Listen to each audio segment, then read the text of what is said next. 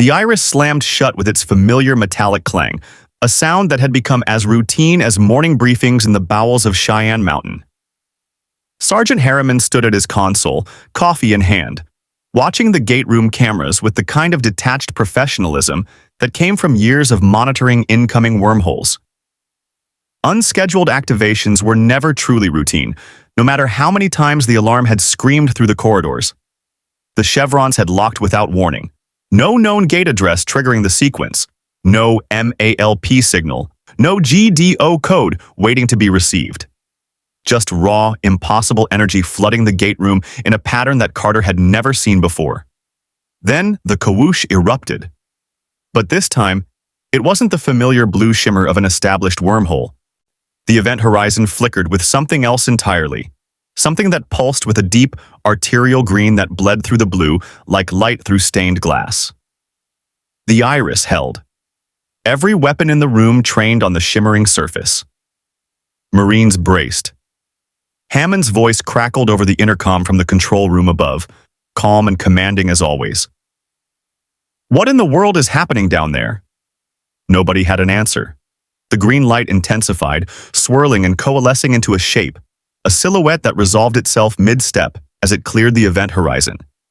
A man. Average height, dark hair, leather jacket somehow intact, despite having just traveled through a wormhole that should have atomized anything not properly dematerialized through standard gate physics. He stumbled forward one step.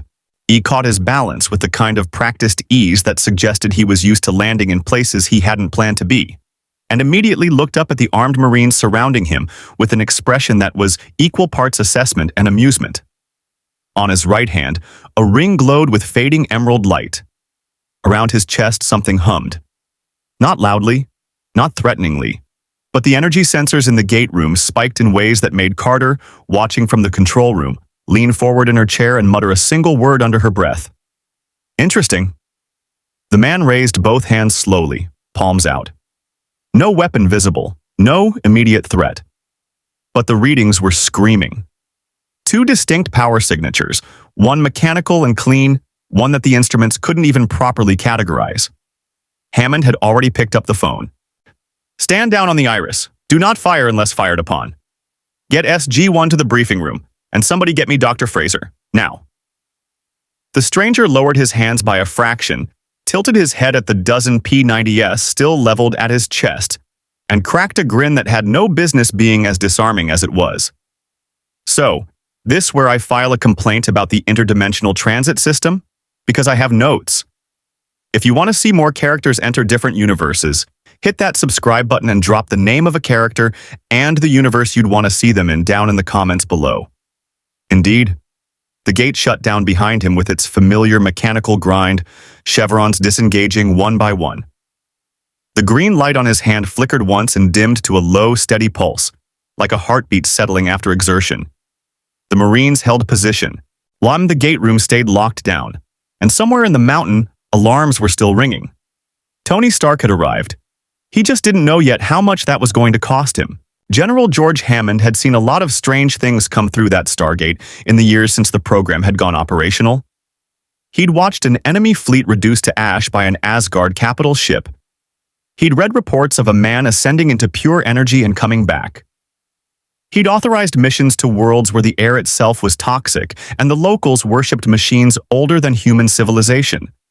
None of that prepared him for the situation currently sitting in the SGC's holding room on level 18, drinking water from a paper cup like he was at a corporate retreat and making jokes that none of the guards were laughing at. Hammond watched through the reinforced observation window. The man, the stranger, whoever he was, sat on the edge of the metal cot with a posture that was deliberately casual. Relaxed shoulders. One ankle crossed over the other knee. But his eyes were moving. Constantly. Cataloging the room, the cameras, the guards, the door locks, the ventilation grate in the ceiling. Hammond had spent decades reading body language in intelligence briefings and war rooms. This man was not relaxed. He was performing relaxation while conducting a full tactical survey of his surroundings. The ring on his hand had dimmed to an almost imperceptible glow, but the energy readings hadn't stopped. "Sir." Carter appeared at his side, tablet in hand, hair pulled back in that efficient way it always was when she hadn't slept. I've been running diagnostics on the readings we pulled from the gate room. There are two distinct energy signatures on this individual. The first one is mechanical, incredibly sophisticated mechanical. On whatever is powering that device in his chest, it's not nuclear, not chemical, not anything we have a classification for. It's self-sustaining, possibly indefinitely. Hammond raised an eyebrow. Indefinitely. The output doesn't decay, sir. It just sustains. I've never seen anything like it outside of a ZPM, and even those have theoretical limits. Hammond absorbed that. A man with a power source that didn't run out. That alone would have made him the most strategically valuable individual to walk through the gate since the program began. But Carter wasn't finished. The second signature is the problem, the ring. Whatever it is, it operates on principles I can't even begin to map. It's not electromagnetic. It's not energy in any form we've cataloged. It responds to something internal. Something neurological, maybe. Sir, this ring might literally be powered by this man's will. Hammond let that sit for a moment. His will. That's my working hypothesis, and if that's the case, we're not dealing with technology, not in any way we understand. We're dealing with something closer to what the ancients were capable of at their peak. The door behind them opened and O'Neill walked in, jacket half-zipped, coffee in hand, the universal posture of a man who had been dragged out of something more comfortable. Teal'c followed in silence, arms crossed, expression unreadable as always. Daniel was last, glasses slightly askew, already looking like he'd been reading something for 3 hours straight despite having been briefed 40 minutes ago. So, O'Neill said, taking a sip, we've got a mystery guest with a magic ring and a glowing chest piece, and nobody knows where he came from. That about sums it up, Colonel, Hammond said. Great. Mondays. The briefing room was assembled within the hour, Hammond at the head of the table. SG-1 flanked along one side. Dr. Fraser's preliminary medical report projected on the screen behind Hammond. Human male, early 30s, no signs of symbiote presence, blood chemistry entirely baseline. Earth normal, except for trace elements that hadn't been identified. No Naquata. No retrovirus markers. Nothing that suggested Goa'uld influence or tampering. What it did show was an arc reactor scar on his chest. Surgical, deliberate, old. He's cooperating, Fraser reported. Voluntarily. He gave his name as Tony Stark. Claims to be an engineer.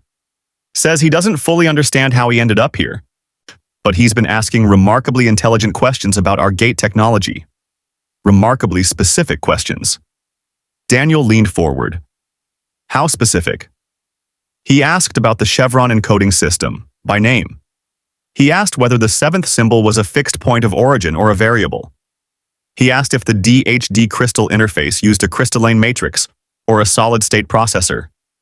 Silence around the table. He shouldn't know any of that, Carter said quietly. Hammond nodded slowly. Bring him in. The door opened and two Marines escorted Tony Stark into the briefing room. He'd been given standard-issue clothing, a plain shirt and pants that he wore like they personally offended him. The ring still glowed faintly on his hand. He sat where indicated, looked around the table at the faces assembled, and smiled with the easy confidence of a man walking into a board meeting he intended to dominate. General Hammond, I presume? Nice mountain. Very government. Love what you've done with the concrete. Hammond's expression didn't change. Mr. Stark, you have some explaining to do. Tony's smile didn't waver, but his eyes flicked just once to the ring on his hand. The green light pulsed.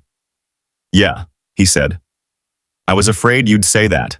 The briefing room had seen its share of tense exchanges. Daniel had argued with system lords through translation devices. Carter had calmly explained wormhole physics to senators who couldn't follow the math. O'Neill had stared down Goa'uld with nothing but sarcasm and a P90.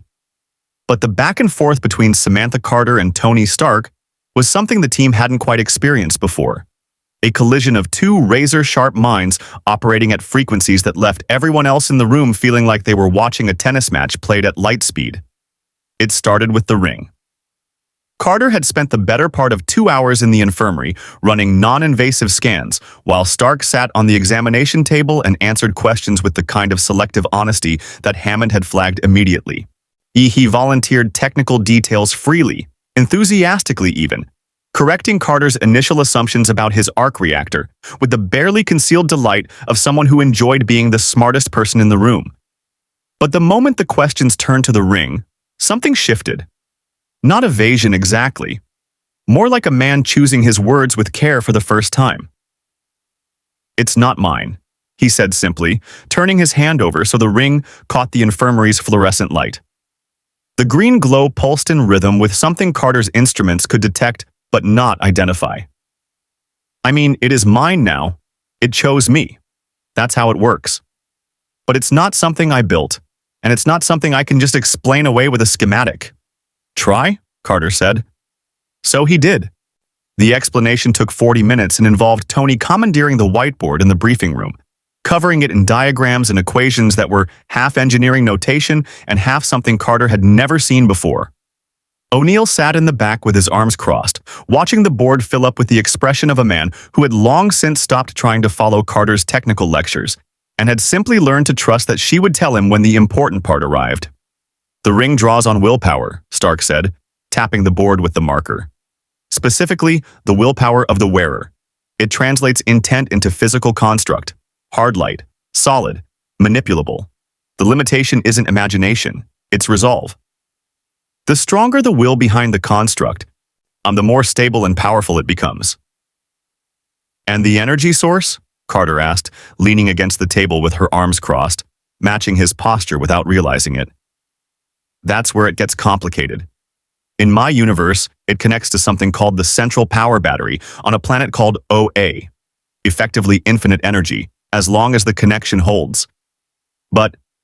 He paused, and for the first time, the easy showmanship dropped out of his voice. "That connection is weakened here, significantly. The transit through your gate, the dimensional barrier, something about the physics of this place, it's like trying to tune a radio station that's drifting out of range." Carter's eyes narrowed. She pushed off the table and walked to the board, studying his equations, her mind already running parallel calculations. The Naquata," she said after a moment. "The energy signature from the gate itself. It's not just interfering with the ring's connection. It's actively disrupting the frequency." Stark pointed at her with the marker. "There it is. That's exactly it. Your girl here gets it." "Don't call me your girl," Carter said, without looking up from the board. "Noted." It was O'Neill who broke the rhythm. "So let me get this straight. Magic ring, running on willpower. But the magic is dying because our magic door messes with its magic batteries." "That's a gross oversimplification," Stark and Carter said simultaneously. They looked at each other. Carter almost smiled. "It's also accurate," she admitted. The dynamic shifted over the next several hours in ways that surprised everyone, including Carter. Stark was insufferable in precisely the ways she had expected. A man who corrected other people's math before they finished writing it, who named his tools, who asked Jarvis questions out loud and received answers that made the SGC's own computer systems seem quaint by comparison. But underneath the performance, underneath the jokes and the deflections, there was something genuine. A mind that didn't just solve problems but genuinely delighted in them. Carter recognized it because she felt it too. That particular hunger for understanding that had driven her into astrophysics in the first place. They spent 3 hours studying the ring's energy output together, side by side at a console in the lab, arguing about whether the construct generation process was closer to quantum tunneling or something entirely without analog in Earth physics.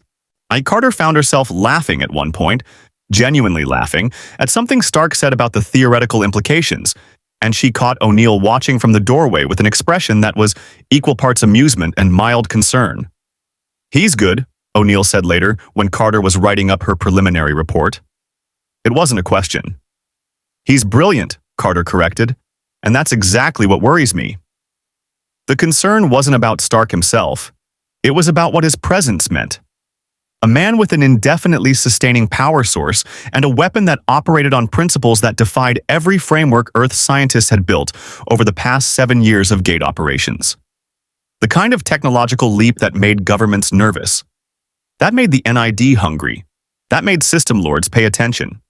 Hammond had already fielded 2 calls from Washington by the end of the day. Neither conversation had gone well. And somewhere, in the vast network of worlds connected by the ancient rings scattered across 2 galaxies, something had already noticed the new energy signature bleeding through the gate network like a flare fired into the dark. The decision to take Tony Stark off-world was not made lightly. Hammond sat with SG-1 in the briefing room the morning after Stark's second full day in the mountain, the kind of early meeting where the coffee was strong and the options were fewer than anyone wanted to admit. The problem was simple enough on paper. They had a man with 2 unprecedented power sources, one mechanical and one something else entirely, and no way to properly assess either of them in a controlled laboratory environment. The ring responded to willpower. Willpower responded to pressure. A briefing room in Cheyenne Mountain, no matter how tense, wasn't going to tell them what Tony Stark was capable of when it actually mattered. P3X-774, Carter suggested, pulling up the file on the screen behind Hammond. Mostly uninhabited. We've mapped the primary landmass. Flora is hostile but manageable. We had a team there 6 weeks ago clearing an ancient outpost for study. Outpost is abandoned, but the infrastructure is intact. Ancient outpost? Daniel leaned forward, suddenly interested in a way that went beyond the tactical briefing. Small one. Residential, mostly. Some equipment we haven't been able to activate yet. No ATA gene compatibility confirmed on any of our personnel. Hammond studied the screen. An uninhabited world with an ancient presence. It was useful for testing Stark's capabilities in a real environment. It was also, Hammond noted, the kind of location that would tell them something about how the ring interacted with ancient technology, which Carter had flagged as a priority. Stark goes. SG-1 escorts. Standard rules of engagement. He does not touch anything ancient without Carter's clearance. Am I understood? Crystal, sir, O'Neill said. Tony was briefed an hour later. He took the news that he was about to step through an actual functioning Stargate to another planet with the same casual enthusiasm he brought to everything, which is to say he asked 47 questions in rapid succession, half of them genuinely insightful, and half of them designed purely to watch Carter's reactions. So the 7th chevron is the point of origin, he said, counting on his fingers. Fixed. Non-variable. And the wormhole is one way, meaning once we're through, the only way back is dialing from the other side. Correct, Carter said. And if the DHD on the other side is broken, then we have a problem. Love that there's no backup plan for that. There are contingencies, Carter said, with the tone of someone who had lived through several of those contingencies personally. The gate room was exactly as Stark had imagined it would be, which was to say it was simultaneously more impressive and more terrifying in person than any amount of scanning data could have conveyed. He stood at the base of the ramp, watching the chevrons lock one by one, each mechanical click resonating through the chamber with a weight that went beyond simple engineering. 7 locks. The kawoosh erupted, the event horizon shimmering into existence with that impossible blue shimmer. And for a moment the green glow of the ring on his hand flickered in response, in as if reacting to the gate's energy. Carter noticed. She made a mental note. "Welcome to the Stargate, Mr. Stark," Hammond said over the intercom. "SG-1, you have a go." O'Neill went first, P-90 slung, stepping through the event horizon without hesitation. Teal'c followed, then Daniel. Carter turned to Stark, who was staring at the wormhole with an expression that, for once, had no performance behind it. Pure wonder. "It doesn't hurt," she said quietly. He nodded once, then stepped through. The other side was cold. P3. X-774 greeted them with a sky the color of bruised iron and air that tasted faintly of ozone, like the moment before a lightning strike. The Stargate sat on a raised stone platform at the edge of a tree line, ancient vegetation pressing in from all sides, thick and dark and rustling with movement that might have been wind. The DHD stood beside the gate, its surface covered in a thin layer of moss that O'Neill brushed off with practiced indifference. Tony emerged from the wormhole and stumbled forward 2 steps, catching himself with a hand on the stone platform. The ring flared briefly, a reflex, projecting a small green shimmer of light that dissipated almost instantly. He straightened, looked up at the alien sky, and was quiet for a long moment. "Huh," he said. "Yeah," O'Neill said. "That's about right." The ancient outpost was a 15-minute walk through terrain that Carter described as manageable and O'Neill described as annoying. Low-hanging branches, uneven ground covered in something that looked like moss but crunched underfoot like dried glass. Twice, movement in the undergrowth had Teal'c raising his staff weapon, but nothing emerged. The jungle, if it could be called that, was alive in ways that felt watchful without being overtly threatening. The outpost itself was small. A cluster of stone buildings, clearly ancient in construction, the architecture carrying that same clean, purposeful design that marked everything the ancients had built. Most of the structures were dark, dormant, but one, the largest, had a faint blue luminescence bleeding through its windows, the telltale sign of ancient technology in standby mode. Carter moved toward it immediately, scanner in hand. Teal'c took position at the entrance, staff weapon ready. Daniel began examining the exterior markings on the nearest wall, his fingers hovering just above the stone, already translating. Tony hung back. He was staring at the glowing building with an intensity that had nothing to do with curiosity, when the ring on his hand was pulsing. Not faintly, not as a residual flicker. It was pulsing with a steady, rhythmic green light, almost like a heartbeat, and it was getting brighter. "Stark," O'Neill said, noticing, hand moving to his sidearm. "You want to tell us what's happening?" Tony looked down at his hand, then back up at the outpost. When he spoke, the easy confidence was gone, replaced by something that sounded, for the first time since he'd arrived, like genuine uncertainty. "I have no idea. The intelligence came through Takra channels at 0347 hours, Cheyenne Mountain time." Jacob Carter materialized in the gate room, looking like he hadn't slept in days, which, knowing the Takra, he probably hadn't. Selmac's influence kept Jacob's body running past the point where any normal human would have collapsed. But even symbiote-enhanced endurance had its limits, and the lines around Jacob's eyes told Hammond everything he needed to know about how serious this was before a single word was spoken. "We have a problem," Jacob said, settling into the chair across from Hammond in the briefing room, with the kind of controlled urgency that the Takra reserved for situations where the word problem was a significant understatement. "Baal knows about Stark." The briefing room went quiet. O'Neill, who had been leaning back in his chair with his standard expression of studied indifference, straightened almost imperceptibly. Carter set down her coffee. Teal'c, standing near the door as he often did, simply said, "Indeed." Jacob pulled up a holographic display using the Takra's own interface technology, a system that always made the SGC's computers look slightly embarrassed. The image that materialized above the table was a schematic, an energy signature map pulled from Takra deep cover operatives monitoring Goa'uld communications across the gate network. Two distinct signatures were highlighted. One was the arc reactor's clean, self-sustaining pulse. The other was the ring, rendered in the display as a jagged, almost aggressive green waveform that pulsed with an intensity that made Carter's eyes narrow. Baal's been tracking anomalous energy signatures bleeding through the gate network for 72 hours, Jacob continued. He didn't know what they were at first, but he has people, resources. We all know that. He cross-referenced the readings with every known power source in his database. Ancient technology, Goa'uld tech, Asgard, nothing matched.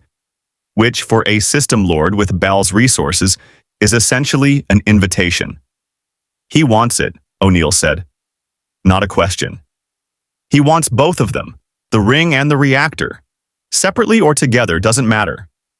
What matters is that he's already dispatched scouts. Al-Kesh class, 3 ships. They're running dark, minimal energy output, trying to avoid detection. Our operatives caught them because we were already looking. Hammond's jaw tightened. How long before they reach Earth? If they maintain current speed and trajectory? 48 hours. Maybe less if Baal decides subtlety isn't working. The silence that followed was the kind that filled rooms when the math was bad, and everyone in the room knew it. 3 Al-Kesh ships could not take on Earth's orbital defenses alone. Not anymore. Not since the Asgard had helped upgrade the planet's shield capabilities. But Baal was not a system lord who relied on brute force alone. He was patient, strategic. He had cloned himself to survive worse odds than this and come out ahead. Tony Stark had been listening from the far end of the table, arms crossed, expression uncharacteristically serious. He'd been brought into the briefing at Hammond's direct order. If a system lord was coming for him, he deserved to know. "So this Baal," Tony said, and the way he said the name, testing it, rolling it around like he was deciding whether to be impressed or annoyed. "He's what exactly? A snake person? A false god? Both?" "Both," Teal'c said. "Fantastic. Love that for him." Tony tapped his fingers on the table once, twice, then stopped. The ring pulsed.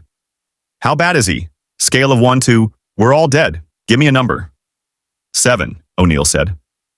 "On a good day." "And today?" "Not a good day." Carter pulled up tactical schematics of an Alkesh on the main screen, walking through the ship's capabilities, weapon systems, crew capacity, and most critically, its sensor arrays and communication protocols.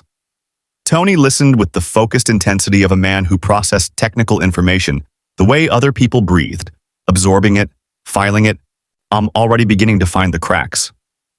"The shields," he said after Carter finished. "They're energy-based. Electromagnetic?" "Modified electromagnetic, yes. Gold standard.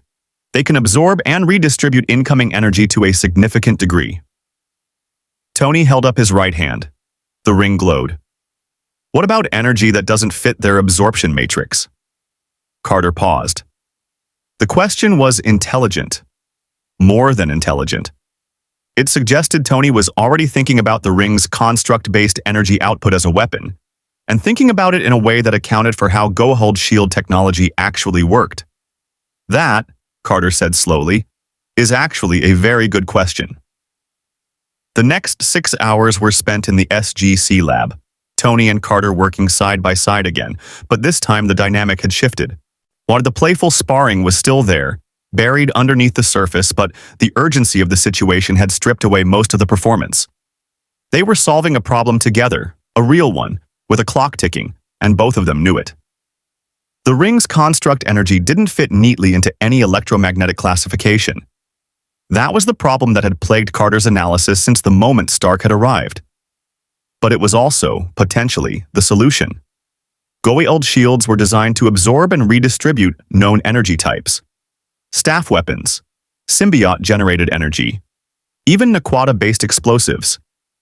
They had never encountered anything like the ring's willpower-driven constructs because nothing like them had ever existed in this galaxy before.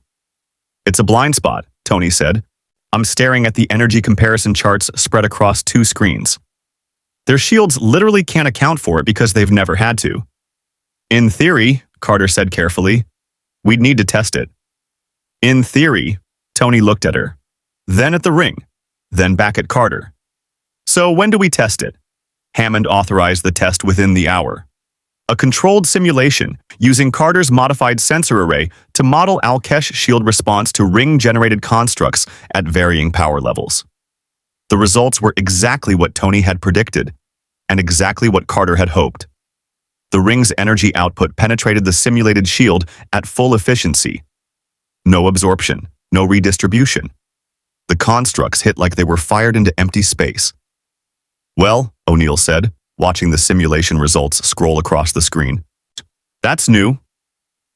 Jacob Carter, who had remained in the mountain to coordinate with the Takra on tracking Baal's scouts, appeared in the doorway during the final round of tests. He watched the readouts for a long moment, then looked at Hammond with an expression that was equal parts impressed and deeply concerned. "George," he said quietly, "if Baal finds out what that ring can do to his ships, he's not going to send 3 Alkesh." Hammond nodded slowly. He already knew. He'll send everything he has. The ancient outpost on P3X774 had been nagging at Carter for days. She'd filed the preliminary report after the first mission, noted the ring's unusual reaction to the outpost's energy signature, flagged it for follow-up study, and then been pulled into the immediate crisis of Baal's approaching fleet. But the data from that first visit sat in her tablet like a splinter she couldn't quite reach. a piece of the puzzle that didn't fit neatly into either the ring analysis or the Goa'uld threat assessment. And Carter had learned over years of gate operations that the pieces that didn't fit were usually the most important ones. It was Daniel who made the connection. He'd been working through the exterior markings on the outpost's largest structure since they'd returned. He's cross-referencing with the ancient database, fragments they'd accumulated over 7 years of gate missions. Most of it was standard Alteran script, residential designations, operational notes, the kind of mundane record-keeping that the ancients had apparently maintained even as they were preparing to ascend to a higher plane of existence. But one section, carved into the stone above the main entrance in script that was subtly different from the rest, had stopped Daniel cold. "It's not residential," he said in the briefing room, pulling up his translation on the screen behind him. The ancient script glowed in pale blue, and beside it, Daniel's translation appeared line by line. Or rather, it's not only residential. This section of the outpost was designated as a research facility. Specifically, a facility dedicated to studying energy signatures that the ancients classified as external to known universal frameworks. The room was quiet for a moment. "In English, Daniel," O'Neill said. "They were studying things that didn't belong in this universe. Energy types, phenomena, entities, anything that came from outside the normal boundaries of this reality. They had a whole facility dedicated to cataloging and understanding it." Carter's mind was already running. She looked at Tony, who was leaning against the wall with his arms crossed, the ring casting its faint green glow across his forearm. The connection was obvious. It had to be. "The ring reacted to that outpost for a reason," she said. "It's not just that the ancient technology was nearby. It's that the outpost was specifically designed to interface with energy signatures like the rings." Tony pushed off the wall. "So the ancients built a machine that could talk to my ring?" "Possibly, or at least study it. The equipment we couldn't activate might be calibrated for exactly this kind of energy interaction." Hammond leaned forward. "You want to go back?" "Sir, if that outpost contains technology that can help us understand the ring's energy output, it could be critical. Not just for Stark's situation. For everything we're about to face with Baal." Hammond weighed it. The clock was still ticking on Baal's approach. Going off-world carried risk, especially now that the System Lord was actively hunting for Stark. But staying in the mountain and hoping the existing data was enough carried its own risk. Carter was right. Understanding the ring wasn't optional. It was tactical necessity. "SG-1, take Stark. Go back to P3X774. Find out what that equipment does. And be back before our Goa'uld friends arrive." The second trip through the gate felt different. Familiar now, the cold air and the bruised sky and the crunching undergrowth beneath their boots. But the atmosphere had shifted, sharpened by the knowledge that somewhere in the space between stars, ships were moving toward Earth. O'Neill set the pace faster than the first mission. Teal'c moved with the silent efficiency of a man for whom tactical urgency was a language he had spoken his entire life. Daniel walked with his eyes on the tree line and his mind already in the outpost, sorting through translation possibilities. Tony walked beside Carter, and for once, he wasn't performing, and the ring pulsed steadily on his hand, growing brighter with every step closer to the outpost, and he was watching it with an expression that was half fascination and half something Carter couldn't quite name. Wariness, maybe. Respect. "It knows we're coming back," he said quietly. "The ring does?" "Something does. I can feel it. It's like..." He paused, searching for the right comparison. "Like tuning into a frequency you didn't know existed until right now. And it's getting louder." The outpost was exactly as they'd left it. The blue luminescence still bled through the windows of the largest structure, steady and patient, as if it had been waiting. Teal'c took position outside. O'Neill covered the entrance. Daniel moved to the interior markings immediately, scanner active, already working through the labels on the equipment. So the main chamber was circular, dominated by a central console that Carter recognized as ancient interface technology, similar in design to the control chairs found in other ancient installations, but modified in ways she hadn't seen before. The console's surface was covered in crystalline nodes that pulsed with a faint blue light. Dormant. Waiting for activation. Carter approached it carefully, scanner extended. It's in standby mode. Low power draw. It's been like this for a very long time. Can you activate it? Daniel asked. Not without the ATA gene. None of us have it naturally, and we didn't bring the gene therapy kit. The answer came from across the room. The ring flared. Tony hadn't moved toward the console deliberately. He'd simply been standing near it, like studying its design with the same analytical intensity he brought to everything, and the ring had responded. A tendril of green light extended from the ring, not a construct exactly, but something more organic, more instinctive, reaching toward the console's crystalline surface like a vine seeking sunlight. The moment it made contact, the entire chamber lit up. The console's nodes blazed from faint blue to brilliant white. The luminescence flooding through the windows intensified tenfold.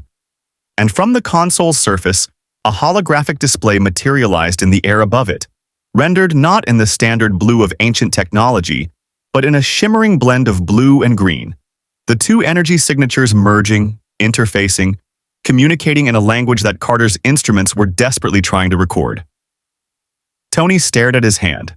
The ring was blazing now, brighter than Carter had ever seen it, and his expression was one of a man who had just realized something fundamental about the nature of what he was carrying. It's not just studying the ring, he said, voice steady despite the way the green light was dancing across his features. It's talking to it. Daniel looked up from his scanner, eyes wide behind his glasses. The holographic display above the console was filling with data, streams of ancient scripts scrolling alongside energy readings that made Carter's breath catch in her throat.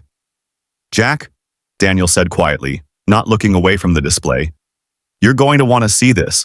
The data coming off the ancient console was unlike anything Carter had seen in 7 years of reverse engineering Alteran technology. She stood at the console's edge, tablet recording everything, fingers flying across the interface as she tried to keep pace with the stream of information flooding the holographic display. Beside her, Tony held his hand steady, the ring's green light maintaining its connection to the console's crystalline nodes with an intensity that suggested neither the ring nor the outpost had any intention of disengaging.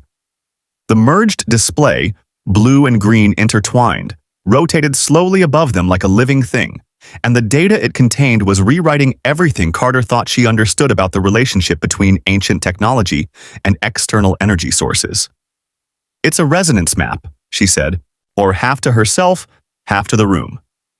The ancients mapped compatible energy signatures, hundreds of them. Energy types from outside this universe's normal framework, just like Daniel translated. They cataloged each one, studied how it interacted with their own technology, and stored the results here. And the ring is on that list? Tony asked. Carter pulled up the specific entry the console had highlighted the moment the ring made contact. The data was dense, layers of technical specifications and interaction protocols stacked on top of each other, but the key finding was unmistakable. She read it twice to make sure she wasn't misinterpreting. Not just on the list, she said slowly. It's been anticipated. The ancients knew this type of energy would arrive, or they designed this facility specifically to interface with it when it did. The silence that followed was the kind that settled over rooms when the implications of a statement were still catching up to the people who had heard it. Daniel was the first to break it, because Daniel was always the first to break it when the question was the right one. They knew it was coming, he said, millions of years ago. They knew that at some point, something with willpower-based energy generation would cross into this universe through the gate network. That's what the data suggests, Carter confirmed. O'Neill, who had been leaning against the chamber wall with his arms crossed and his expression cycling through the usual range of reactions he reserved for moments when the universe decided to get weird, pushed off and walked closer to the holographic display. He studied it for a moment, then looked at Tony. So, either the ancients could see the future, he said, or they put something out there. Something that would eventually pull a guy with a magic ring through our gate. Tony met his eyes. The ring pulsed once, bright and deliberate. I'm starting to think it might be both, Tony said. The console's data stream continued to pour in, and Carter worked through it methodically, pulling threads, cross-referencing with known ancient protocols, building a picture that was becoming clearer and more alarming with every passing minute. The outpost hadn't just been a research facility. It had been a preparation site. The equipment, the resonance maps, the interface protocols, all of it had been designed to serve a single purpose: to help an external energy source integrate with the ancient gate network without destabilizing it. Which meant the ring's degradation, the weakening connection to Oa, the interference from Naquata radiation, none of it was an accident. It was a problem the ancients had already solved. "There's a calibration sequence," Carter said, pulling up the relevant section of the holographic display. The ancients designed a process that would allow the ring's energy output to synchronize with the gate network's base frequency. If it works, it wouldn't just stabilize the ring's connection. It would effectively give the ring a local power source, independent of the central power battery on OA. Tony's head snapped up. "You're saying I could recharge? Here. In this universe?" "That's exactly what I'm saying." The implications settled over the room like a change in air pressure. Tony Stark, with a fully charged, indefinitely sustainable Green Lantern ring, operating at 100% capacity in a universe where Goa'uld system lords were already mobilizing to claim him. Carter saw it in O'Neill's expression the moment the colonel processed what she'd said, the tactical calculus shifting in real time. "Hammond needs to know about this," O'Neill said. "Now." Carter was already reaching for the radio when Teal'c's voice came through from outside, sharp and urgent in a way that cut through everything else like a blade. "O'Neill, we have company." The team moved. O'Neill first, P90 up, out through the chamber entrance into the gray light of P3X774's perpetual overcast. Teal'c stood at the edge of the outpost perimeter, staff weapon raised, pointed at the tree line. The jungle had gone quiet. No rustling, no movement, just stillness. The kind that Carter had learned to associate with something large and purposeful, waiting to reveal itself. It revealed itself 30 seconds later. 3 figures emerged from the tree line in formation, moving with the fluid, practiced efficiency of soldiers who had done this 1,000 times. They wore armor that Carter recognized immediately, Goa'uld standard issue, but modified, sleeker, bearing markings that Teal'c identified before anyone else could speak. "Baal's scouts," Teal'c said. "They have arrived ahead of schedule." The lead scout raised a device that Carter's blood ran cold at the sight of. A tracking beacon, active, transmitting. They weren't here to fight. Not yet. They were here to confirm the location of the energy signatures and broadcast it back to the fleet. O'Neill raised his P90. "Don't let them transmit." But Tony was already moving. The ring flared, blazing green in the gray light of the alien world, and a construct materialized in the air between the scouts and the outpost. Not a weapon. A shield. Massive, translucent, shimmering with an intensity that made the scouts stop dead in their tracks. The tracking beacon in the lead scout's hand flickered, its signal disrupted by the ring's energy output flooding the immediate area. The scouts looked at Tony. Tony looked at them. The ring burned bright and steady on his hand, and for the first time since arriving in this universe, Tony Stark was operating at full capacity. "Now," he said quietly, "let's talk about who sent you." The scouts didn't talk willingly. Teal'c handled the interrogation with the same quiet, methodical efficiency he brought to everything. One of the scouts was a human host, a young man whose eyes flickered with the telltale flash of a symbiote when Teal'c's staff weapon discharged a warning shot into the ground at his feet. The other 2 were Jaffa, carrying symbiote larvae in their pouches, loyal to Baal with the kind of fanatical devotion that came from centuries of conditioning. They would not break easily, but Teal'c knew how to find the cracks. Tony watched from a few feet away, the ring still casting its steady green glow, the shield construct holding firm between the scouts and the outpost.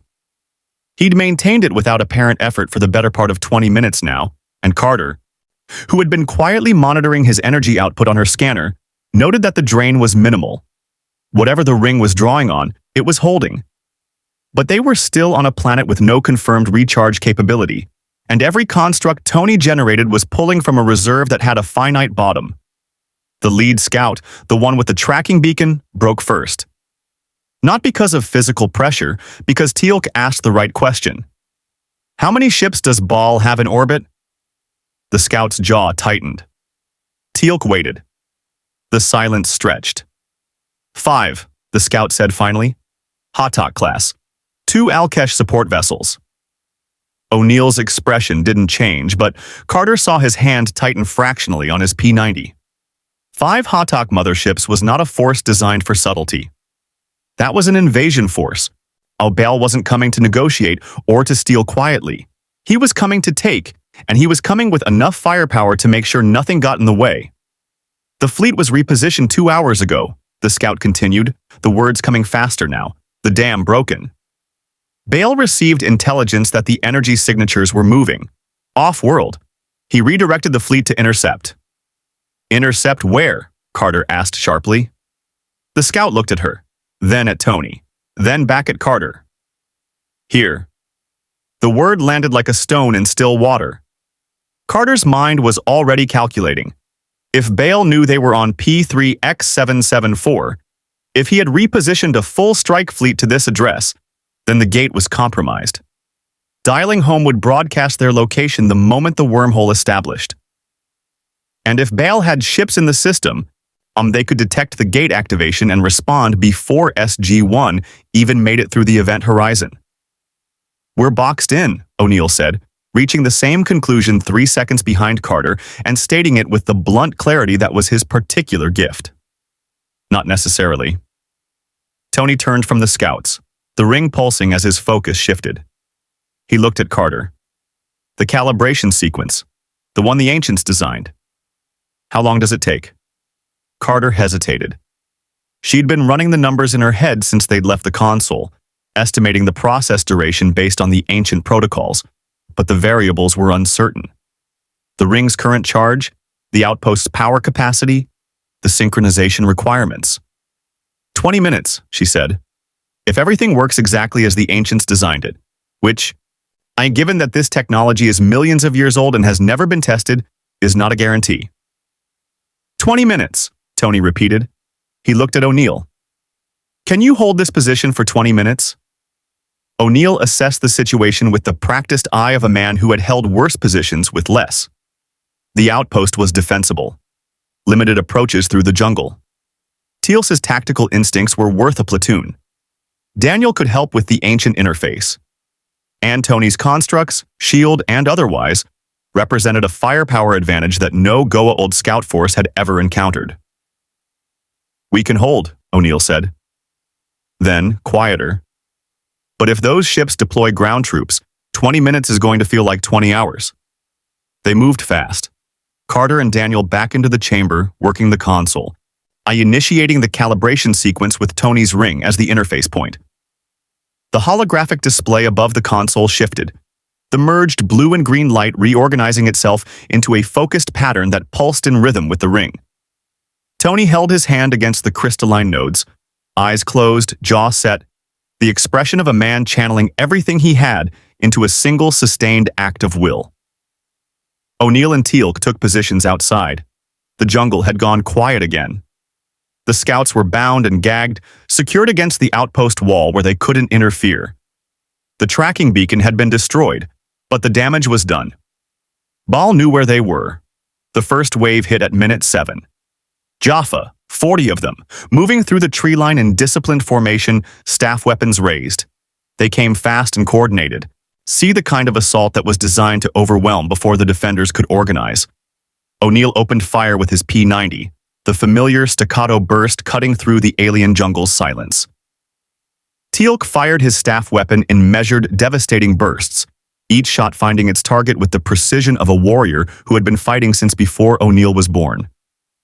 The Jaffa pushed forward. More emerged from the tree line behind the first wave. O'Neill's magazine emptied.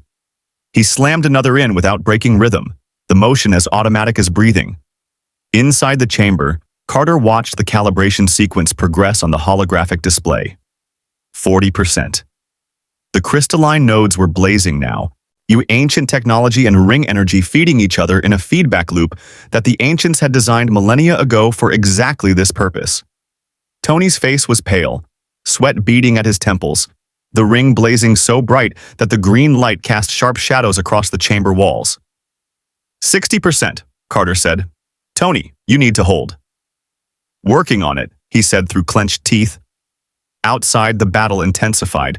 A staff weapon blast scorched the stone wall inches from O'Neill's head. He returned fire, ducked, rolled, came up firing again. Teal'c had moved to a flanking position, drawing fire away from the entrance, his staff weapon singing with each discharge.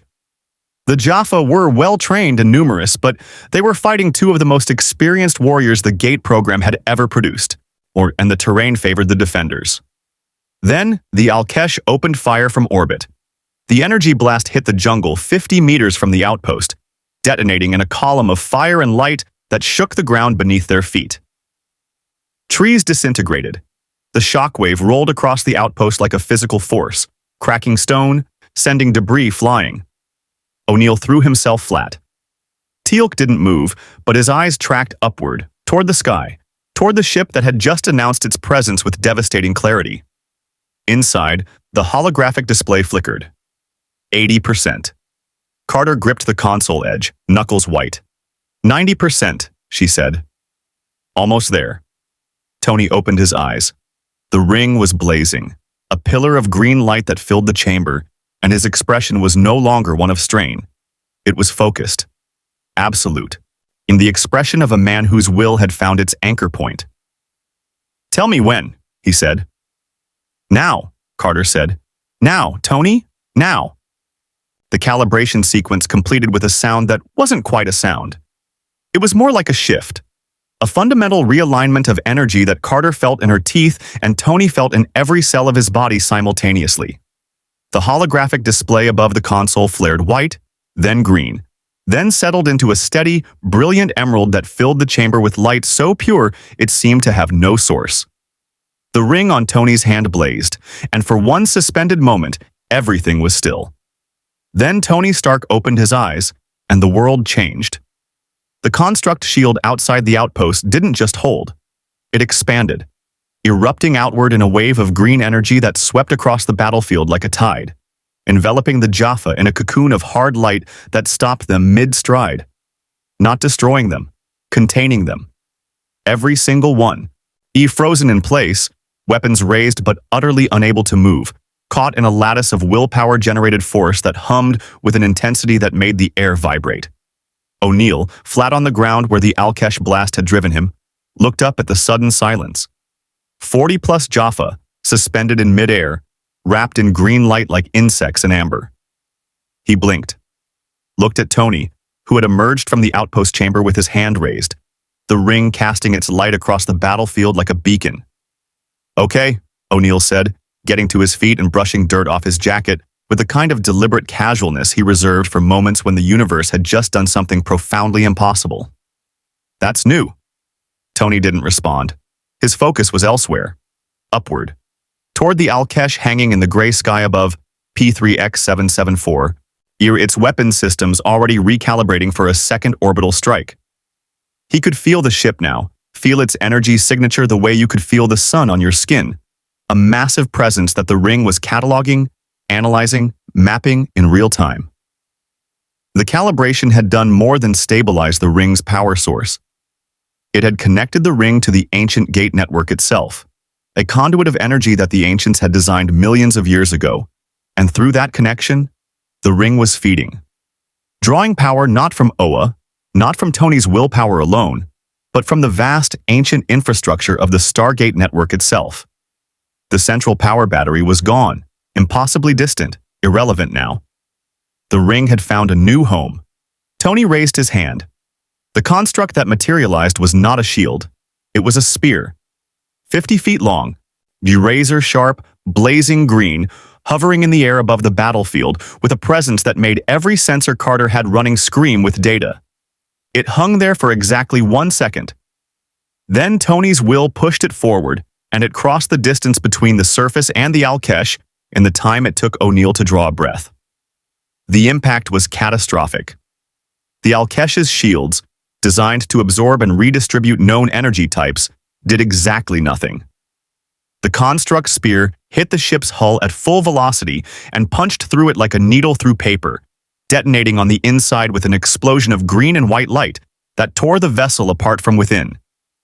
Debris rained down across the jungle in a cascade of burning metal and shattered Goa'uld alloy, the pieces catching fire as they hit the atmosphere, turning the gray sky into a canvas of orange and black. Teal'c watched the Alkesh fall apart, with an expression that, on anyone else, might have been satisfaction. On Teal'c, it was simply acknowledgement. He turned back to the suspended Jaffa and raised his staff weapon. "They will not remain contained indefinitely," he said. "I know," Tony said. His voice was steady, but Carter, watching from the outpost entrance, could see the sweat on his forehead, the way his jaw was set. The ring was drawing on the gate network now, but the constructs still required his will to shape them, to direct them, to maintain them. And directing a battlefield-scale operation against an enemy force that was about to get significantly angrier was not something that came without cost. The comms crackled. Hammond's voice, "I patched through the gate network relay that Carter had managed to establish from the outpost communication array. SG-1, this is Stargate Command. We are reading massive energy discharges on P3X-774. Report." "We're fine, sir," O'Neill said, looking up at the sky where the Alkesh had been. "We're actually doing pretty well, all things considered." "There are 4 more Hatak in the system," Jacob Carter's voice cut in, tight and urgent. "Takra sensors confirm they're repositioning. Baal is going to respond to the loss of that Alkesh." "Let him," Tony said. Carter looked at him sharply. The ring was blazing, steady and bright, and Tony's expression was one she hadn't seen before. Not arrogance, not performance. Something quieter, deeper.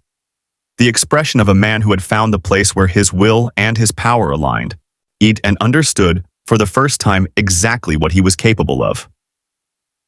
"Tony," Carter said carefully, 4 Hatak motherships, each one significantly larger and better armed than what you just destroyed. You can hold this position, but you can't fight an entire fleet alone. That's not how this works." "I know," Tony said. He turned to look at her, and something in his expression shifted. The bravado fell away, and underneath it was something genuine, the Tony Stark that existed beneath all the layers of performance and wit and deflection. "I'm not planning to fight alone." He looked at O'Neill, at Teal'c, at Daniel, who had appeared in the outpost entrance with his scanner clutched in both hands and his eyes wide behind his glasses. At Carter, who had spent days studying his ring, working beside him, or understanding him in ways that went beyond the technical. "I need a team," Tony said. O'Neill studied him for a long moment. The kind of look that O'Neill gave people when he was deciding whether to trust them. It wasn't about capability. Tony had proved his capability beyond any doubt. It was about something else, something deeper. Whether this man, this stranger from another universe entirely, understood what it meant to fight not for glory, not for recognition, but for the people standing next to him. O'Neill had seen a lot of people fail that test. He raised his P90, checked the magazine, and looked back at Tony with an expression that was, by O'Neill's standards, practically warm. "Well," he said, "you're on SG-1 now. Welcome to the team. Try to keep up." Teal'c's staff weapon hummed as he brought it to bear on the remaining Jaffa, or the containment constructs flickering as Tony began redistributing their energy into new configurations. Carter was already at her scanner, mapping the positions of the 4 Hatak overhead, feeding tactical data directly to Tony through the ring's interface with the outpost communication array. Daniel moved to the DHD, preparing to dial Earth, because the next phase of this fight was not going to be won on P3X-774 alone. The green light burned steady and bright against the gray alien sky, and somewhere in the space between stars, Baal watched one of his ships die and began, for the first time, to take the small blue planet and its impossible new defender seriously. The Battle of P3X-774 lasted 11 minutes. That was the official figure, logged in the SGC mission report by Sergeant Harriman at 0612 hours the following morning, cross-referenced with Takra sensor data and the energy readings Carter had captured from the outpost communication array. 11 minutes from the moment Tony Stark destroyed the first Alkesh to the moment the remaining 4 Hatak motherships broke off their engagement and jumped to hyperspace, retreating to regroup at coordinates that the Takra were already working to trace. 11 minutes in which the balance of power in the Milky Way shifted in ways that nobody in the SGC briefing room could fully articulate yet, but everyone in the room understood. The retreat had not been Baal's decision alone. Jacob Carter delivered that piece of intelligence during the debrief. He was standing at the front of the briefing room with the kind of measured gravity that told Hammond the news was significant. The Takra's deep cover operatives had intercepted Gohold communications during the engagement, fragments of encrypted transmissions between Baal and two other system lords whose scouts had been monitoring the battle from a distance. The messages were brief. Baal's instructions to his fleet commanders had been clear. Disengage, fall back, do not re-engage until further orders. He pulled back, O'Neill said, leaning back in his chair with his arms crossed. Baal doesn't pull back. He does when the math doesn't work, Jacob said. He lost an Alkesh and 2 ground assault teams in 11 minutes, against 1 man with a ring and 4 people with standard military hardware. Whatever Baal expected from this engagement, that wasn't it. He's recalculating. Recalculating means he'll come back with more, Carter said. Yes, Jacob agreed. But not yet. And not alone. The other system lords who were watching, you and Neris among them, they're interested. Not in helping Earth. In understanding what happened. Baal isn't going to move on us again until he's built a coalition. And building a coalition among system lords takes time. Weeks. Maybe months. Hammond absorbed this, turning it over in the way he always did, finding the tactical angles, the vulnerabilities, the opportunities. So, we have a window. We have a window, Jacob confirmed. Tony sat at the far end of the table, quieter than he had been since arriving in the SGC. The ring glowed softly on his hand, a steady pulse that Carter had confirmed was now drawing sustainably from the ancient gate network, the calibration sequence holding, the connection stable. He was fully powered, indefinitely. The resource limitation that had defined his first days in this universe was, for all practical purposes, solved. And yet he was quiet. It was Hammond who noticed first, the way Hammond always noticed things, with the quiet attentiveness of a man who had spent decades reading rooms full of soldiers and diplomats and spies. Mr. Stark, Hammond said, and his tone carried the particular weight of a general addressing someone he had decided, at some point during the past 72 hours, to take seriously. You have something on your mind. Tony looked up. The ring pulsed once. He turned his hand over, studying it. And for a moment, the man who sat in that briefing room was not the Tony Stark who cracked jokes under fire and deflected with wit and performed confidence like breathing. He was just a man, sitting in a mountain under a foreign sky, holding power that had fundamentally altered the trajectory of his life, and trying to figure out what that meant. The ancients knew I was coming, he said. Not a question. A statement, delivered with the kind of quiet certainty that came from having spent the past several hours thinking through every implication of what Carter had found in that outpost. They designed that facility. They mapped the ring's energy signature. They built a calibration sequence that would let it plug into their gate network. Millions of years ago. The room was quiet. That's not a coincidence, Tony continued. That's not random chance or a happy accident or whatever we want to call it to make ourselves feel better about the fact that a guy from another universe just showed up through a door they built. They put something out there. Something that would eventually pull someone like me into this galaxy. And I want to know why. Daniel leaned forward, the way he always did when a question aligned with the particular hunger that drove him. The need to understand, to translate, to find the meaning buried in the ancient and the unknown. The outpost database might have more, Daniel said. We barely scratched the surface. The resonance maps, the calibration protocols. There could be layers underneath layers. The ancients didn't just document things, they told stories. Left context. If they designed that facility for a reason, they might have left an explanation somewhere in the data. Carter nodded slowly. It would require another trip to P3X-774. Extended stay, full equipment, and time. Which we now have, Hammond said. And there was something in his voice, something that sounded almost like satisfaction. The satisfaction of a man who had spent years watching the Gate program stumble toward understanding the ancients' legacy and had just watched that understanding take a significant leap forward. Baal's pulled back. The Takra are monitoring. We have breathing room." He looked at Tony directly. The gaze carried weight, the weight of a general sizing up a new soldier, not for capability that had been proven beyond doubt, but for something harder to measure. Character, commitment, the willingness to be part of something larger than yourself. "Mr. Ian Stark," Hammond said, "I'm prepared to offer you a formal consulting position with Stargate Command. Off-world missions, full briefings, access to ancient technology under supervised conditions, and a team." Tony looked at O'Neill, who gave him the smallest of nods. At Teal'c, who met his eyes with the steady, quiet regard that was, from Teal'c, the highest form of acknowledgement.